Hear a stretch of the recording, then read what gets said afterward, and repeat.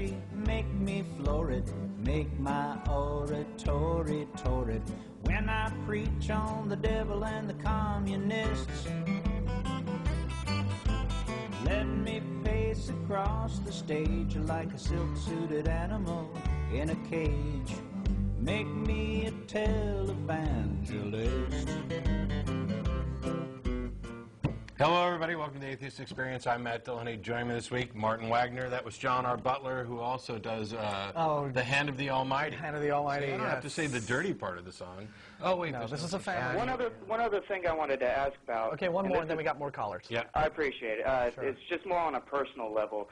Ever since I've found the different teachings of atheism, basically, a lot of friends of mine, people who would consider themselves Christians but maybe loose-ended Christians, have basically thought that I've just gone insane. And the reason why I have a problem with this is because I find it, like as Dawkins points out, it's a form of child abuse, and the idea of the irrational, something that is okay within religion, we should respect it. I would agree with him that that's just ridiculous, and it's kind of been a personal thing for me. And how do I deal with the fact that my family members think that I've lost my mind, and people I work with don't even want to talk to me, and people don't want to go to the bar with me and have a drink because I can't talk about anything else, it seems like.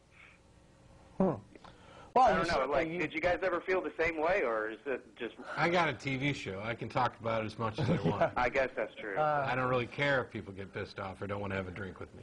More people want to drink with me now because of the show than before. That's true. First of all, just quick anal retentive corrections. There are no tenets of atheism. There are no teachings of atheism. Atheism isn't an ism.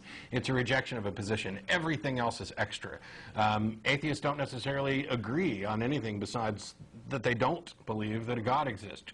So these various things that you're kind of ascribing that have become who you are, and they're not necessarily atheists. They're consistent with atheism, but they aren't derived from atheism because there's nothing to derive from. Okay. But with regard to dealing with people,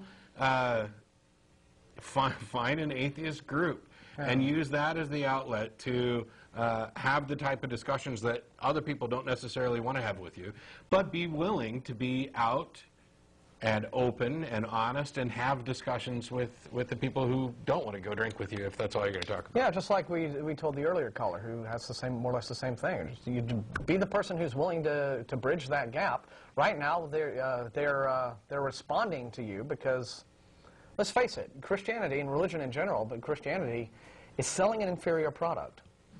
And I think a lot of believers, if you back them up against it, they know this. And to be faced with someone who just rejects the thing entirely, just says, look, I just don't believe. I'm not any different of a person. I just don't believe in any of this stuff. But look at you. You're not threatening. You know, you're not someone who presents any sort of a challenge to them in any kind of direct way in terms of the way they choose to live their lives. Curious. So they're dealing with a lot of confusion right now, and so the way they deal with that confusion is to just sort of retreat. It's, there's a lot of fear that's kind of built into the belief process, and they have to sort of overcome that on their own.